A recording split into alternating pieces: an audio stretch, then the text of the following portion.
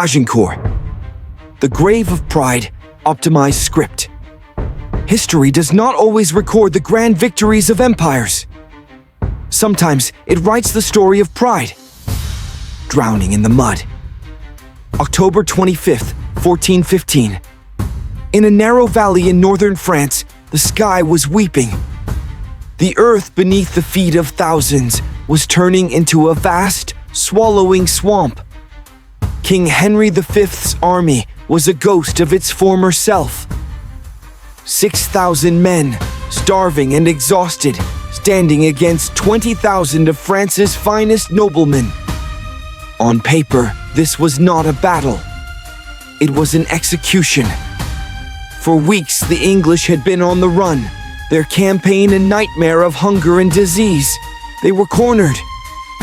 Behind them was the sea, and before them was a wall of steel stretching from one forest to the other. The night before the slaughter witnessed two worlds apart. In the English camp, there was a deathly silence.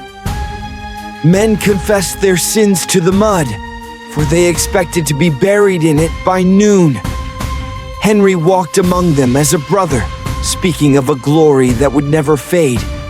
But in the French camp, there was only arrogance. They drank, they gambled, and they argued over who would get to kill the English king. Hubris is the deadliest drug. And that night, the French were intoxicated. When the sun rose, the battlefield was a masterpiece of treachery. The midnight rain had turned the freshly plowed soil into a thick, glue-like mire. To a knight on a heavy horse, it was a death sentence. Henry planted sharpened wooden stakes into the ground, jagged teeth designed to disembowel any horse that dared to gallop. Then, Henry gave the signal. A roar echoed as 5,000 longbowmen stepped forward. The English longbow was a weapon of terror. When they released, the sound was like 1,000 hives of angry hornets. The sky didn't just darken, it vanished.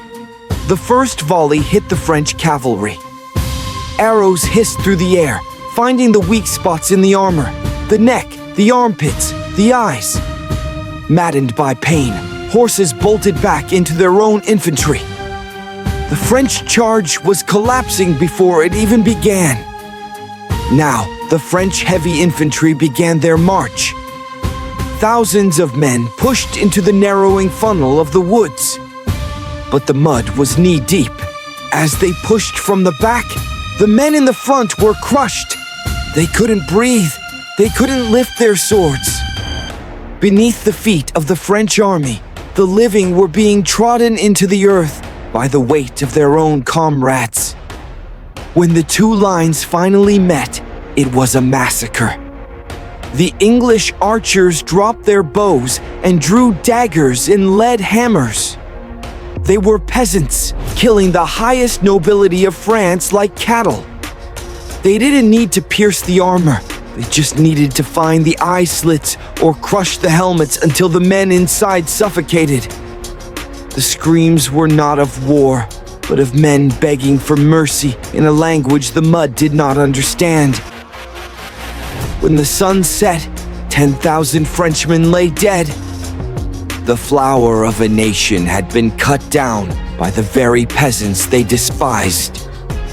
Agincourt whispers a dark truth, that even the strongest armor is as thin as paper against fate. If you were a knight trapped in that mud, watching the arrows fall, would you have felt regret or only rage? Was it the mud that won, or the failure of leadership? Tell me your thoughts below. This is AI War Chronicles. History is written in blood. Subscribe and never forget the battlefield.